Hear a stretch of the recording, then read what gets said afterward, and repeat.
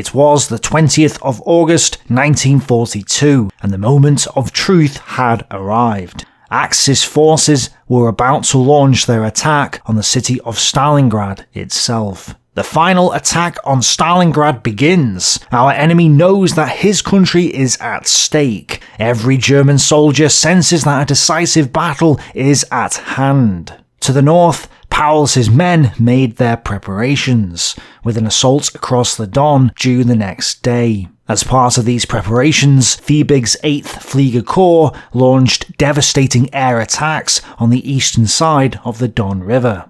The overwhelming number of German aircraft took their toll on the Red Army Air Force, with accounts being recorded of individual German fighter pilots scoring multiple kills during the day. But Hoth's attack was ready to begin now. So, at 0500 hours, heavy artillery and airstrikes pummeled Soviet forces north of Abganyerovo, and at 0700 hours, the 94th, 371st and 297th Infantry Divisions, with Kampfgruppe Kant on their right flank, advanced against stubborn Soviet resistance. At first, they did quite well, pushing 5 kilometers north and forcing the 204th and 126th Rifle Divisions to fall back. The 126th Rifle Division was down to just 3,733 men by this point, so it was on its last legs, meaning that these divisions needed reinforcing if they were going to have a chance of stopping the Germans.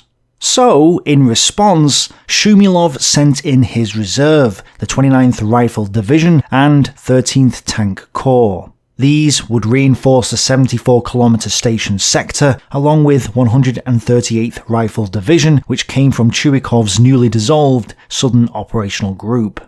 The 154th Naval Rifle Brigade was also moved to the Zeti area. The result of all this was that German forces encountered strong Soviet opposition, mainly from counterattacks by the 138th Rifle Division a few kilometers south of 74-kilometer station. Therefore, German attacks in this area stalled for the day. But, as this was going on, 24th Panzer Division charged east into the Soviet lines under a hail of Soviet artillery counterfire. The overwhelming force of panzers and panzer grenadiers shattered the Soviet infantry's defences, and resistance quickly collapsed.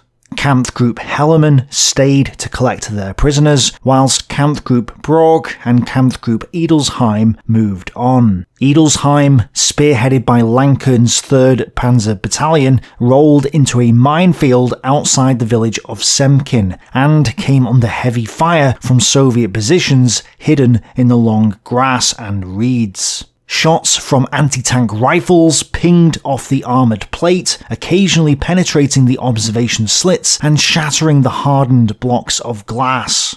In the middle of the front, 14th Panzer Division rolled north and took Tinguta from the 38th Rifle Division. However, the Vinnitsa Cadet School and the 15th Guards Rifle Division resisted fiercely. Because of ammunition shortages, the Soviet artillery battalion commander in the Zatsa area, Georgy Kuzin, had ordered his artillery to wait until the enemy was within 500 meters of them before opening fire. So, when the panzers came forwards, his men unleashed a hurricane of fire which devastated the panzer formations and stalled 14th Panzer Division's advance. It now became clear that the 24th Panzer Division would need to take Zatsa before the attack could resume. So, finally, having cleared the mines ahead of them, Hohenschildt's panzers and grenadiers pushed into Zemkin and began to root out every enemy position in close, often hand-to-hand fighting. After this, they headed north,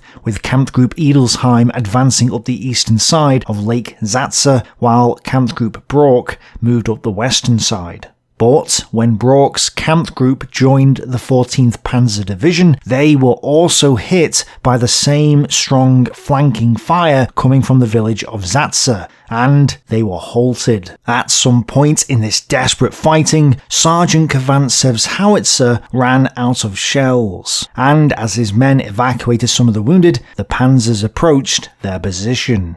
So Kvantsev leapt up from his foxhole with a bundle of anti-tank grenades and threw them under one of the incoming tanks. He knocked it out, but either blew himself up in the process, or was hit and then run over by another panzer. The sources vary. Either way, he was posthumously awarded the rank of Hero of the Soviet Union, and his 122mm howitzer, number 8437, survived and was apparently placed in a museum. Such fierce resistance prevented the Germans from advancing, and so it came down to Kampfgruppe Edelsheim to outflank and help clear the area. Oberst von Edelsheim knew the critical nature of Zatsa, but he would not senselessly sacrifice his men. He halted the attack and radioed HQ, demanding Stuka attacks on the village and defence lines east and south of it. There was quite a delay, suggesting that Richthofen's Luftwaffe 4 was overstretched at this point, but Stukas eventually arrived, and with the Soviets at Zatsa suppressed, both Edelsheim and Brock advanced north. The Kampfgruppen struggled through difficult terrain, heavy enemy fire, and more mines. However, by evening they had enveloped the village, trapping the Soviets in Zatsa. But it was clear that the German advance had stalled, and so both sides rested for the night. As the crewmen and grenadiers constructed positions, swarms of bombers hummed overhead on their flight to Stalingrad. White flashes and mushroom clouds stained the northern horizon. Yes, Stalingrad was already under heavy aerial attack on and prior to the 20th of August, which is worth remembering as we move forwards. Now, it wasn't just the Axis who had prepared an attack during this time. Much further to the west, 2 divisions each from Kuznetsov and Danilov's armies aimed to establish a bridgehead across the Don from the Serafimovich area to the west. If this attack proved successful, Plev's 3rd Guards Cavalry Corps, consisting of 3 cavalry divisions, would strike further south, and Yeremenko hoped that this attack would put enough pressure on Paulus's flank that he would have to abandon his advance towards Stalingrad. At 0300 hours on the 20th, this Soviet attack got underway. The 197th Rifle and the 14th Guards Rifle Divisions struck across the river against the one Italian division facing them on the other side. This was the Zvorzeska 2nd Infantry Division. Now, much like the Romanian divisions, this consisted of 6 infantry battalions in 2 regiments and was certainly under its authorised strength of 12,521 men. Gryaznov's 14th Guards Rifle Division alone had 13,029 men on the 20th of August, and the 197th Rifle Division had been reinforced by 1 regiment from the 203rd Rifle Division, so the Italians were definitely outnumbered. 18 well-equipped Soviet rifle battalions overwhelmed the 6 or so Italian ones, although the Italians did put up stiff resistance and the Italian line did not break immediately. A fanatical Italian fascist party black shirt battalion, which was basically nothing more than a militia force and really shouldn't have been anywhere near a front line at all, was thrown in to counterattack. Unsurprisingly, this took a lot of casualties and achieved nothing except to weaken their own lines. But the 96th and 304th Rifle Divisions had a tougher time against their opposition, von Schwerin's 79th Infantry Division.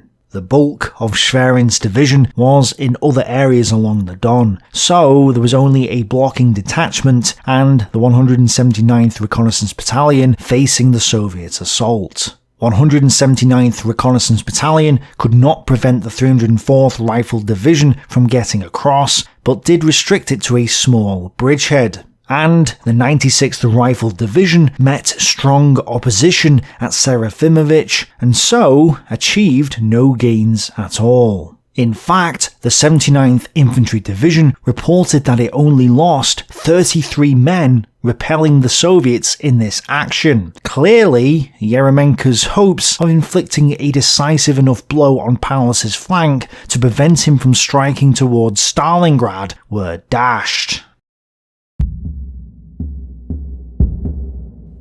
At 03:10 hours on the 21st of August 1942, without a prior artillery bombardment, 112 assault craft and 100 other rafts of 912th Assault Boat Commando moved across the water.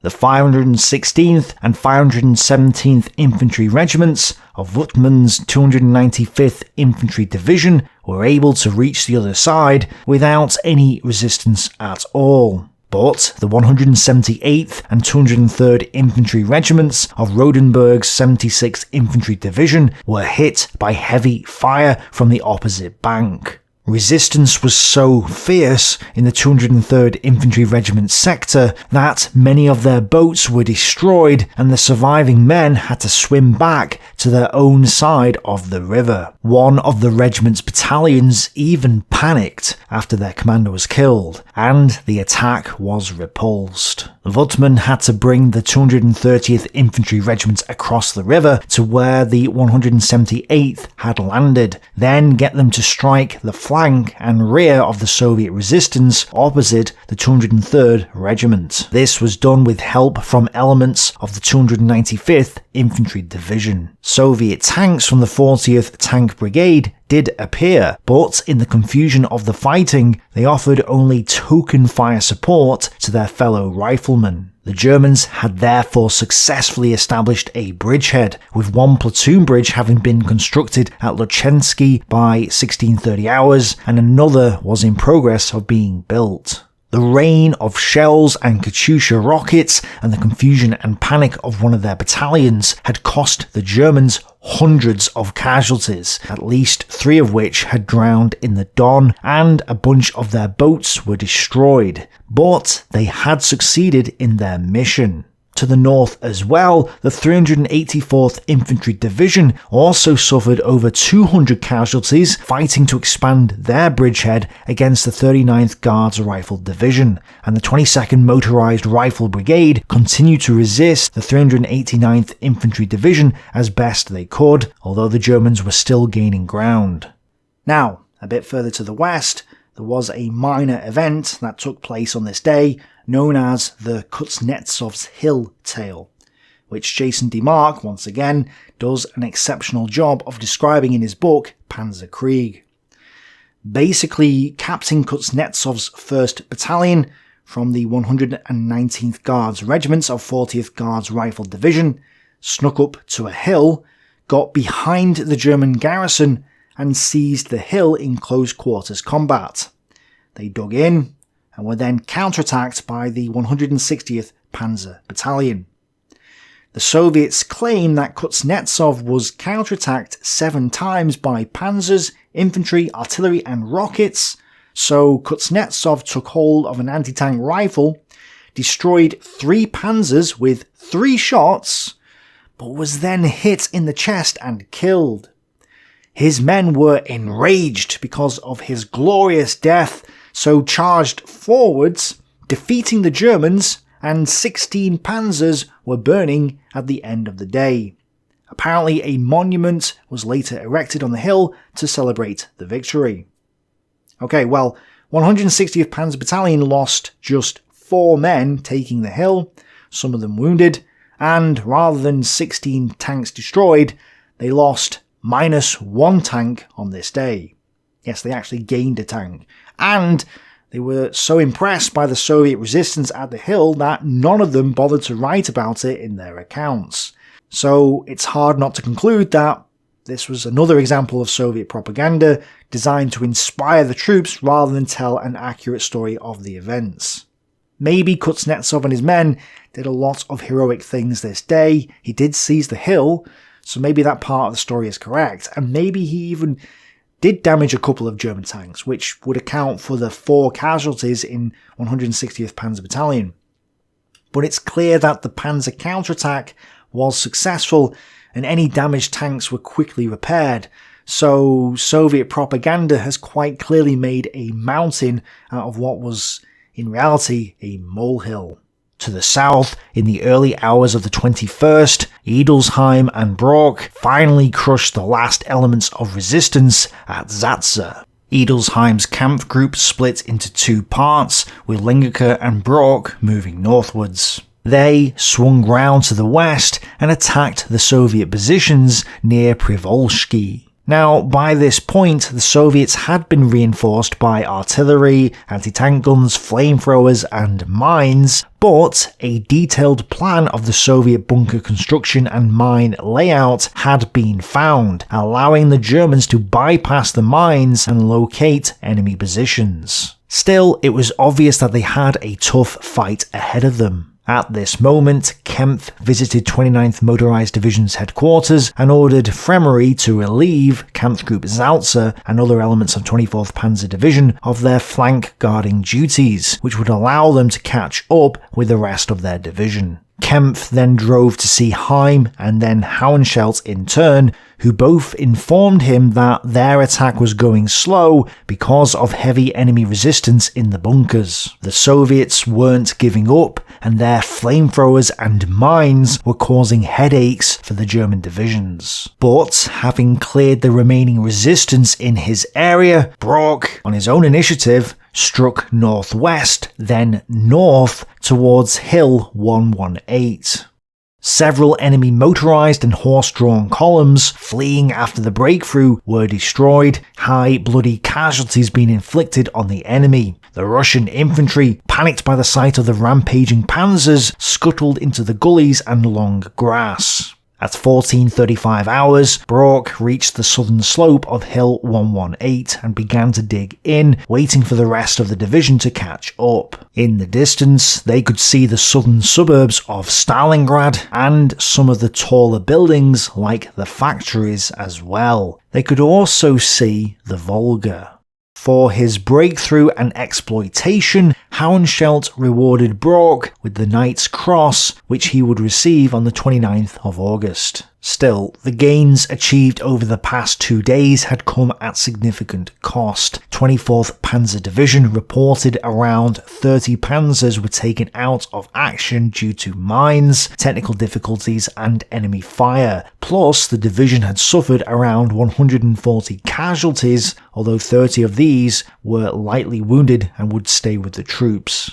On the 22nd of August, the Germans continued to consolidate their positions at the Don bridgehead. Despite heavy shelling and repeated air attacks, the bridge at Akomovsky was finished at 07:30 hours, and both bridges across the Don remained unscathed throughout the coming action. Trying to throw the Germans back, the Soviets sent in the 137th Tank Brigade with 3 KVs, 1 T-34 and 15 T-60s to attack the 295th Infantry Division at Piskovetka. The Soviets had some artillery support, but even so, the attack was weak and was deflected. Unbelievably, both sides agree that 6 Soviet tanks were knocked out in this action. Wow, now that's a rare occurrence.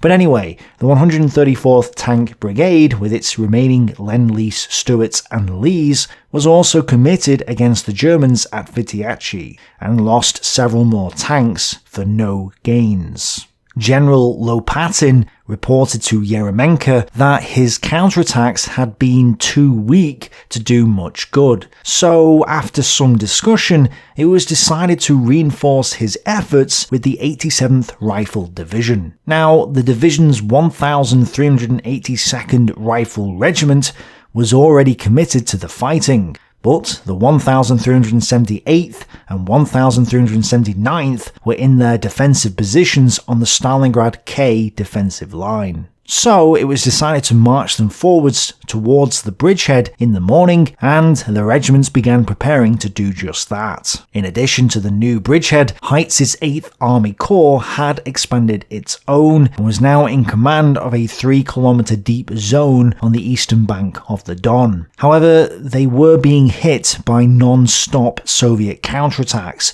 and Paulus assigned the 2nd Werfer Regiment to Heitz to support him in his defense against them. In fact, 384th Infantry Division was once again bled heavily by the 39th Guards Rifle Division, with another 139 casualties being taken this day. Such heavy casualties were taking their toll on the men's morale. 22nd of August. Yesterday our unit was badly hit. 2 comrades from my group were killed in action and my good friend Zap was shot in the lung. You've no idea how we all feel, especially as the unit is about to go on the attack again early this morning. We're very tense. The Russians defend themselves fiercely. Now there's talk of our being pulled out and that this was the regiment's last attack. I only hope so, since we're war-weary. Our Sarge, who's always been so courageous, is very depressed.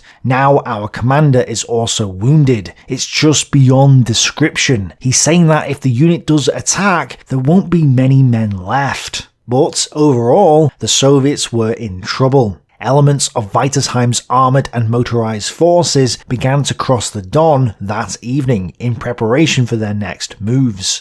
An attack by these divisions against the weak Soviet forces facing them had the potential to shatter the defences in the north. Meanwhile, to the south, General Tolbukin personally directed the artillery and Katyusha rockets that now pounded Hill 118 overnight and into the next morning. So far though, all the attempts by the 15th Guards Rifle Division to retake the hill were repulsed. But more Soviet tanks, perhaps 27 from the 133rd Tank Brigade, and riflemen from Colonel Morozov's 422nd Rifle Division had gathered nearby, and that morning advanced through the Balkars towards the German lines. In response, Riebel led his 24th Panzer Regiment out to engage them, and heavy and confused combat ensued, with the panzers suffering losses, including some of their squadron leaders. Kampfgruppe Brock was cut off at one point by 422nd Rifle and 15th Guards Rifle Divisions, and, according to Colonel Morozov, the Germans lost 1,500 men in what he described as a ring of fire. But this is contradicted by other Soviet accounts of the fighting, who even say that some of the Soviets got surrounded as well, and the German accounts differ slightly. As the sun cleared the horizon and climbed into a clear sky, the superior tactics of the German commanders began to tell. Marauding squads of Russians were mown down, and after a few hours, the initial crisis had been mastered. It's clear that both sides exaggerated their own deeds and downplayed the abilities of their foes. Further south, elements of 29th Motorized Division arrived and relieved Kampfgruppe Salza in the Zemkin area. At the same time, Edelsheim attacked in the Lake Sarpa area, and after clearing some initial resistance, his Kampfgruppe assaulted Dubovy Ovrag. But while Edelsheim and Salza did link up with Brock's men and had created a solid front, Soviet counterattacks and reinforcements had prevented Brock from moving north. They'd also prevented Edelsheim from capturing Dubovy Ovrag. So 24th Panzer Division's advance was now stalled. However, the solidification of the front in 24th Panzer Division's area did allow Heim's 14th Panzer Division to roll east, which it did this day, capturing Tinguta Station in a bold dash. Elements of the 138th Rifle Division now deployed northeast to stall a further advance, with 13th Tank Brigade being brought up to strengthen their positions. Shumilov reinforced these units with a mortar regiment and a Guards mortar battalion, the 5th Tank Brigade, and an artillery machine gun battalion from the 118th Fortified Region. These moves brought an end to Heim's dash and to the end of the day's fighting. It was obvious though at this point that 24th Panzer Division's spearhead at Hill 118 was stuck out like a sore thumb, and with Soviet forces massing in the area, Hauenschelt asked Kempf if it was wise to hold onto the hill, or if they should withdraw and straighten out their line. Kempf agreed that a withdrawal from Hill 118 would be best, although no move would be made this evening. Luftflotte 4 and its subunit 8th Air Corps had a new city to bomb, the city of Stalingrad, which they targeted throughout the month of August. But on the 23rd of August 1942, as Paulus's Sixth Army was about to make its lunge towards Stalingrad, General Wolfram von Richthofen prepared an air raid that would dwarf all of the bombings that he'd organised so far. He had assembled in the region of 600 bombers for a new mission against Stalingrad. And, in fact, his was the largest bombing assault the Luftwaffe as a whole had mounted since the beginning of the war in the East. This was a pure terror raid, singling out the civilian population and designed to inflict massive casualties to break down the city's infrastructure and create a mood of panic and despair. In the afternoon, Richthofen's armada set out. The decimated Soviet fighter units in the area scrambled, but only managed to shoot down 2 bombers, a Stuka and a HE-111. This was at a cost of about 30 Soviet aircraft, although the Germans claimed 67. Another Bf-109 was taken down by Soviet anti-aircraft gunners, who claimed to have destroyed 30. However, evidence suggests that the anti-aircraft gunners actually ran out of ammunition, which must have made the lives of the Luftwaffe pilots a lot easier. Mostly free of opposition, the German bombers focused on not the factories of Stalingrad, but the residential districts. It was the weekend. The atmosphere in the city was happy and everyone was out enjoying the sunshine. Then, suddenly, it was all gone. The bombs poured down. Hundreds, thousands, tens of thousands. All of this settled in the centre of the city, in the factory regions. Upon contact with the roofs of the buildings, with roadways, these objects burst into flames. Fire of a bridge blue and yellow colour, incendiary bombs rained down upon the city in an unimaginable quantity. Hundreds of fires were started in mere seconds. It grew dark. Everyone was screaming and running to and fro. Stalingrad was covered in dust and smoke. After 10 minutes, the sun was blocked out. Everything was covered in smoke and dust. 1,000 tons of bombs turned Stalingrad into hell on earth. It's estimated that for every minute, 40 bombs were dropped on the city, and the Germans used large amounts of incendiary bombs, which started fires that could be seen 40 miles away.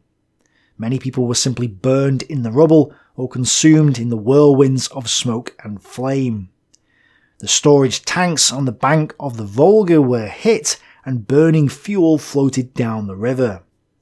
Thick clouds of smoke rose 3,500 meters into the sky, which could be seen from 200 miles away. In this chaos, we could clearly hear the screams and curses of the dying, the cries and calls for help from women and children. The asphalt was seething and the earth was on fire. People and animals were being consumed in the flames. This was genuine hell. The aircraft flew low and the Germans strafed the people with their machine guns. My mother and brother died in this hell. That left me and my sister, who was 17 years old. The plight of the civilians is indescribable, so I'm not going to attempt it.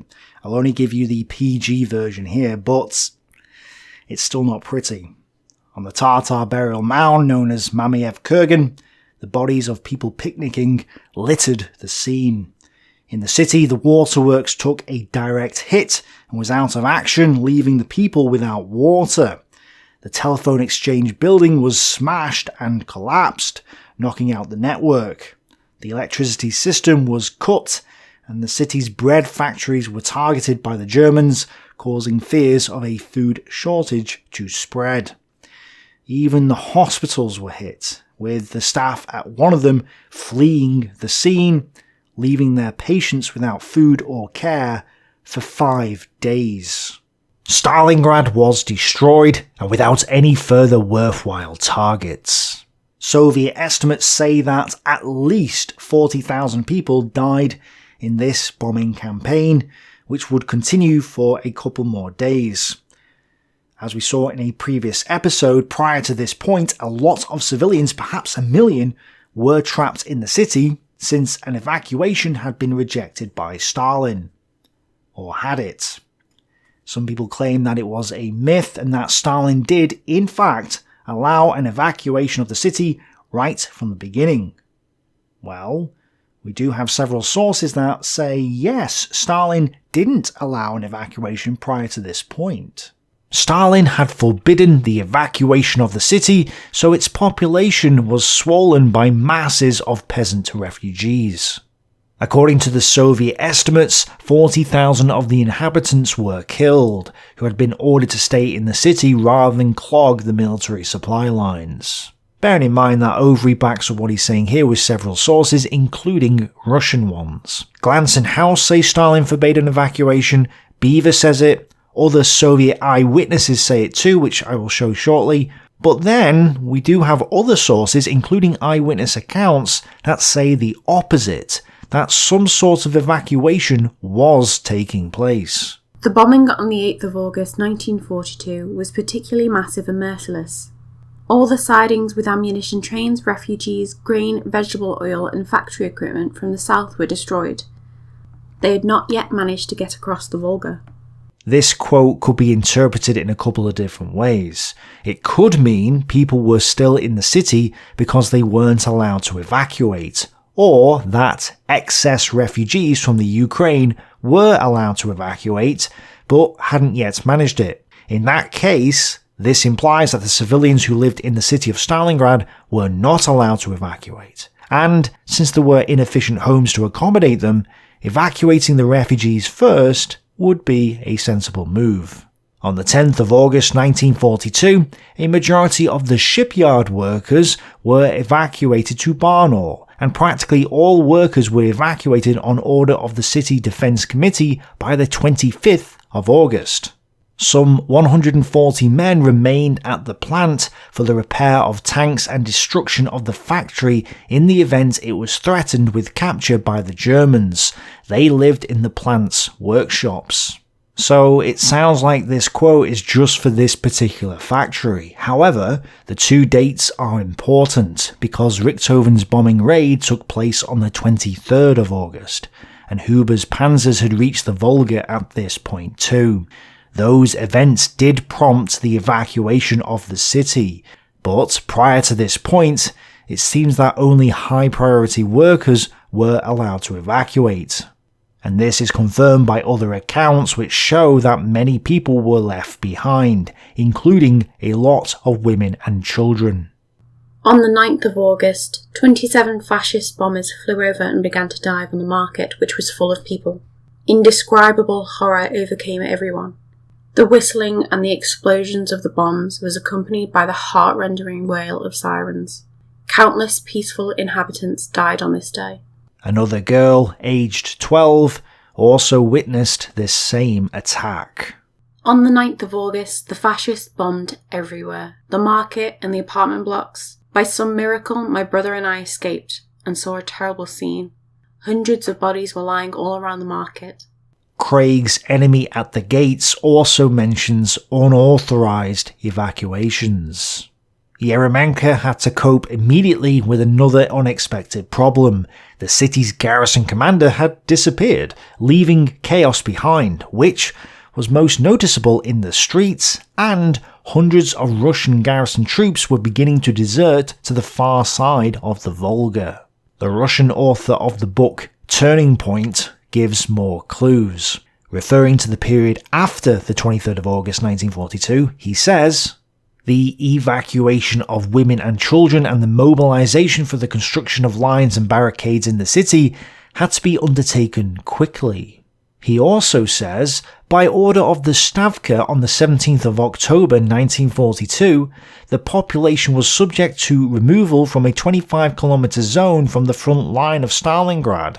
Only people from among the civilian population who were directly engaged in serving the front were left behind. Yes, in October, 2 months after the Germans had reached the city. Clearly, if the civilians had been allowed to evacuate before this point, they wouldn't have had to issue this order so late in the day. This suggests that the High Command, Stalin and the Stavka, did not want an evacuation prior to this point. This is confirmed in the same source which says an evacuation wasn't going on. In fact, they forbade us to leave the city. There was absolute monitoring of everyone for evacuation moods. Andrei Bordin, the former deputy director for scientific work at the Stalingrad Defense Museum, asked Churanov, who during the war was the first secretary of the Oblast Committee and the chairman of the City Defense Committee, "Why did you not save the people?" At this query, he threw up his hands. "What are you thinking? It was impossible even to hint at evacuation." He went on to say that Stalin called and demanded that all measures be undertaken to prevent an evacuation. "Evacuation is panic," Stalin said. So there is a contradiction here. Some civilians were being evacuated, and yet Stalin had forbidden an evacuation, and it seems that a significant portion of the civilians were not evacuated in time. So what's going on here? Well, there is a possible explanation, and it might satisfy both sides of the debate. It is true that Stalin forbade an evacuation of the city, the evidence for that is overwhelming. But the people on the ground, the soldiers and lower officers, some of the civilian personnel, etc., decided to help the civilians get away, in defiance of orders from above. In addition, some key personnel and their families were allowed to evacuate in early August. However, because the priority was still to ship military supplies across the Volga to Stalingrad, as well as collect the harvest and ship it over the Volga from Stalingrad, which took precedence over the civilians apparently, a coordinated full-scale evacuation was not organised by the Stalingrad Defense Committee and did not take place until after the 23rd of August 1942. Glantz says it started on the 24th. And when it did, it was badly organised and far too late anyway. The result, of course, was that most of the civilian population was left in the city. This has then led to people speculating that the inhabitants didn't want to leave, which isn't true, they did for the most part. And there is evidence to support this version of events. Nikita Khrushchev, the commissar at the front headquarters and future leader of the Soviet Union, wrote in his memoirs, "Stalin suddenly called me and somewhat boldly in a rude manner asked the question, 'What have you begun to accomplish there towards evacuation of the city?' He began to sharply express his disapproval. I responded, 'Comrade Stalin, who reported this to you? There is no evacuation of the city underway, and no such thing is being considered.' I thought to myself, who could have told him such filth and thrown it personally on me? This was a testing scheme of Stalin, perhaps, as a preventative measure. No one was thinking about an evacuation, and no one had done anything toward it." Now, Khrushchev might be telling fibs here because he famously didn't like Stalin, but given the other evidence, it could also be true. Weighing up the different sides of the argument, it looks like there was no official or main evacuation of the city prior to the 23rd of August 1942, and an evacuation seems to have been forbidden or at least deprioritized, which meant that most of the civilians were still in the city. This no or limited evacuation attitude by the Soviet authorities only seems to have changed after the major bombing raid on the 23rd of August. A state of siege was declared on the 25th of August, and a proper evacuation does seem to then get underway. Jones, in his great book, Stalingrad: How the Red Army Triumphed, says that the Germans bombed the ferry sites, which subsequently went up in flames, as part of their raid on the 23rd. This event, and the bombing in general, made the Soviet command rethink their stance on the civilians. So the events on and after the 23rd of August 1942 may have been the catalyst for a change of heart. This view is shared by both Beaver and Glantz and House.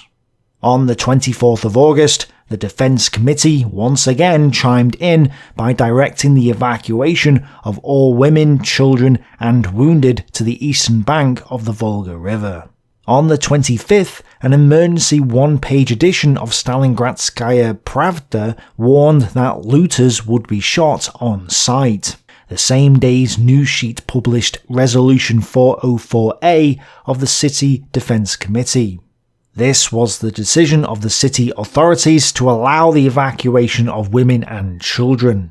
It was like locking the stable door after the stable had been razed to the ground, but it was the right move all the same. Until this point, leaving the city or even considering going over to the left bank of the river had been considered a criminal act of defeatism.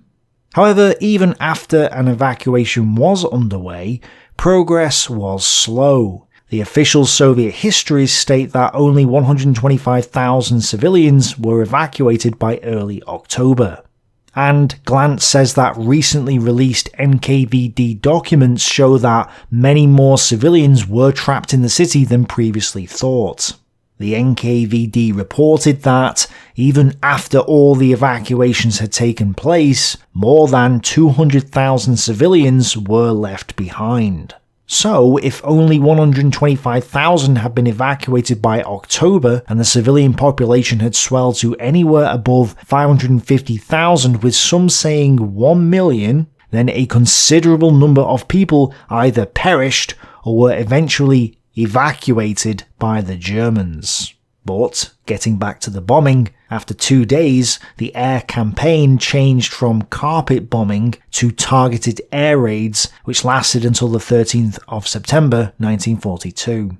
The official Soviet account says 40,000 civilians died in the air attacks, and this was the estimate used at the Nuremberg trials. The reality, though, is that the Soviets officially played down the death toll. Glantz says an NKVD report shows the figure was more likely 75,000. But whatever the figure, many Stalingrad civilians died as a result of German bombs in the August of 1942, and the horror inflicted upon them was not yet over.